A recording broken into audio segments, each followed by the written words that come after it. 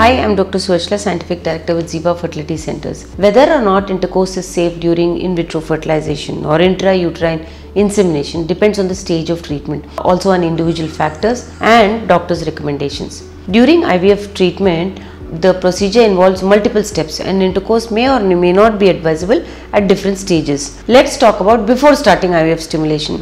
It is safe, you can have intercourse normally before starting ovarian stimulation because no procedures have been done yet and natural conception is still possible. During ovarian stimulation, which is during the phase where you are taking hormonal injections, caution is required because intercourse is not strictly prohibited but should be done carefully. That's because ovarian hyperstimulation risk is there. Enlarged ovaries can become painful and intercourse may cause discomfort or ovarian torsion. There are multiple follicles growing, so there is a risk of multiple pregnancy if ovulation occurs unexpectedly. But after the trigger shot, especially before egg retrieval, it is not recommended to have intercourse. The ovaries are enlarged and sensitive, increasing the risk of ovarian torsion.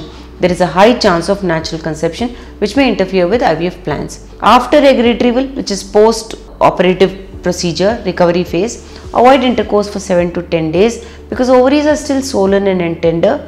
There is a risk of pain, infection and bleeding. So avoid intercourse at this time. After embryo transfer, avoiding intercourse is best because the embryo needs time to implant properly in the uterus. So around 10 to 14 days until pregnancy test, you are advised not to have intercourse. Uterine contractions from orgasm may reduce implantation chances also. When it comes to IUI treatment, IUI involves placing washed sperm directly into the uterus and intercourse depends on the timing of the cycle. Before the procedure, it is encouraged. Leading up to ovulation, you are allowed. Regular intercourse before ovulation helps sperm quality and count, and doctors recommend intercourse 24 to 48 hours before IUI to ensure fresh sperm is available. On the day of IUI, depending on doctor's advice, some doctors advise intercourse on the same day of IUI to increase sperm presence in the reproductive tract. Others may suggest waiting 24 hours if sperm count is low. But after the IUI procedure, intercourse is not recommended for 24 to 48 hours because the cervix may be irritated, leading or spotting. After this period,